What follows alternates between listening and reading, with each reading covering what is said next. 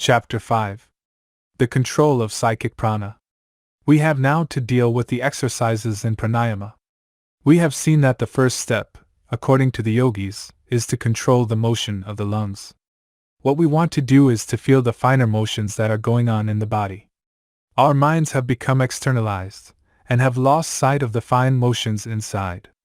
If we can begin to feel them, we can begin to control them.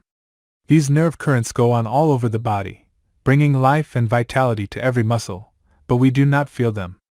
The yogi says we can learn to do so. How? By taking up and controlling the motion of the lungs. When we have done that for a sufficient length of time, we shall be able to control the finer motions. We now come to the exercises in pranayama. Sit upright. The body must be kept straight.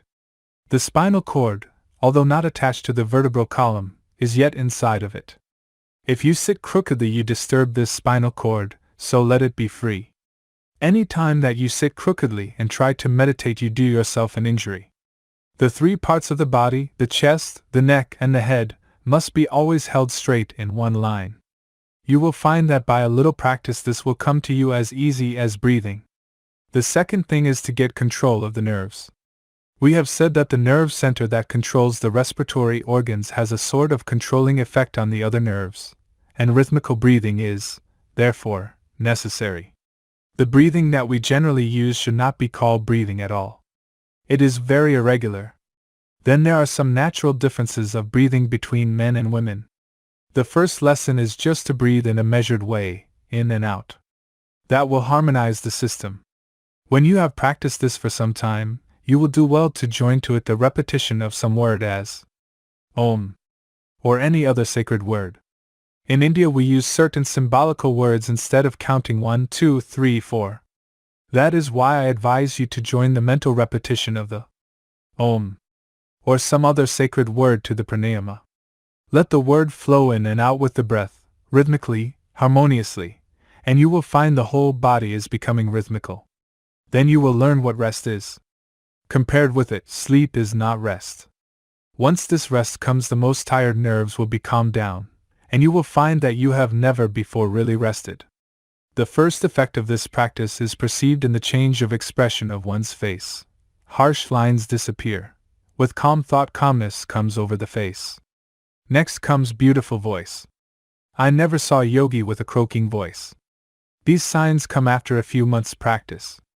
After practicing the above-mentioned breathing for a few days, you should take up a higher one. Slowly fill the lungs with breath through the ida, the left nostril, and at the same time concentrate the mind on the nerve current. You are, as it were, sending the nerve current down the spinal column, and striking violently on the last plexus, the basic lotus which is triangular in form, the seat of the kundalini. Then hold the current there for some time. Imagine that you are slowly drawing that nerve current with the breath through the other side, the pingala, then slowly throw it out through the right nostril. This you will find a little difficult to practice. The easiest way is to stop the right nostril with the thumb, and then slowly draw in the breath through the left. Then close both nostrils with thumb and forefinger, and imagine that you are sending that current down, and striking the base of the sushumna. Then take the thumb off, and let the breath out through the right nostril. Next inhale slowly through that nostril, keeping the other closed by the forefinger, then close both, as before. The way the Hindus practice this would be very difficult for this country, because they do it from their childhood, and their lungs are prepared for it. Here it is well to begin with 4 seconds, and slowly increase. Draw in 4 seconds, hold in 16 seconds, then throw out in 8 seconds. This makes one pranayama. At the same time think of the basic lotus, triangular in form. Concentrate the mind on that center. The imagination can help you a great deal. The next breathing is slowly drawing the breath in, and then immediately throwing it out slowly, and then stopping the breath out, using the same numbers. The only difference is that in the first case the breath was held in, and in the second, held out. This last is the easier one. The breathing in which you hold the breath in the lungs must not be practiced too much. Do it only 4 times in the morning, and 4 times in the evening. Then you can slowly increase the time and number. You will find that you have the power to do so, and that you take pleasure in it. So very carefully and cautiously increase as you feel that you have the power, to 6 instead of 4. It may injure you if you practice it irregularly. Of the 3 processes for the purification of the nerves described above, the first and the last are neither difficult nor dangerous. The more you practice the first one, the calmer you will be. Just think of Om. And you can practice even while you are sitting at your work. You will be all the better for it. Some day, if you practice hard, the Kundalini will be aroused. For those who practice once or twice a day, just a little calmness of the body and mind will come, and beautiful voice. Only for those who can go on further with it will Kundalini be aroused, and the whole of nature will begin to change, and the book of knowledge will open. No more will you need to go to books for knowledge. Your own mind will have become your book, containing infinite knowledge. I have already spoken of the Ida and Pingala currents, flowing through either side of the spinal column, and also of the Sushumna, the passage through the center of the spinal cord. These 3 are present in every animal. Whatever being has a spinal column has these 3 lines of action. But the yogis claim that in an ordinary man the Sushumna is closed. Its action is not evident, while that of the other 2 is carrying power to different parts of the body. The yogi alone has the Sushumna open. When this Sushumna current opens, and begins to rise, we get beyond the sense. Our minds become super-sensuous, super-conscious. We get beyond even the intellect, where reasoning cannot reach. To open that Sushumna is the prime object of the yogi.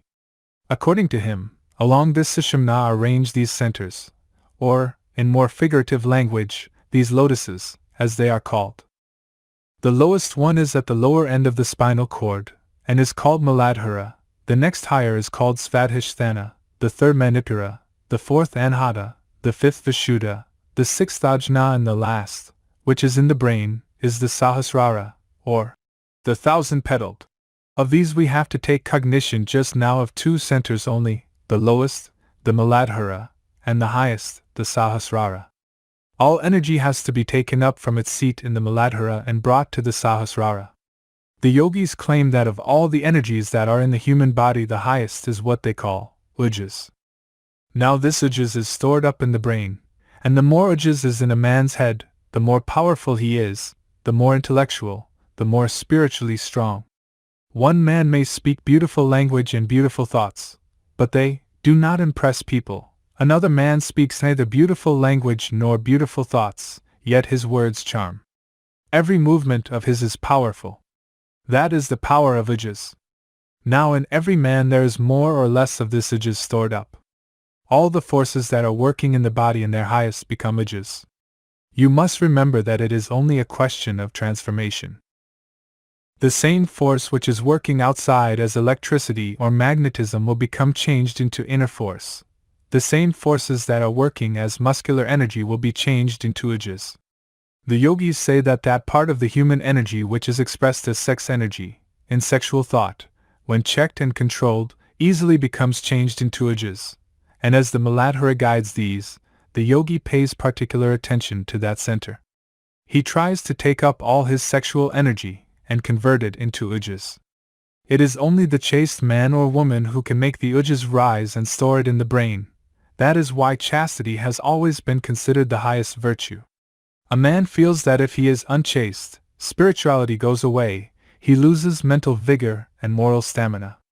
That is why in all the religious orders in the world which have produced spiritual giants you will always find absolute chastity insisted upon. That is why the monks came into existence, giving up marriage. There must be perfect chastity in thought, word, and deed. Without it the practice of RajaYoga is dangerous, and may lead to insanity.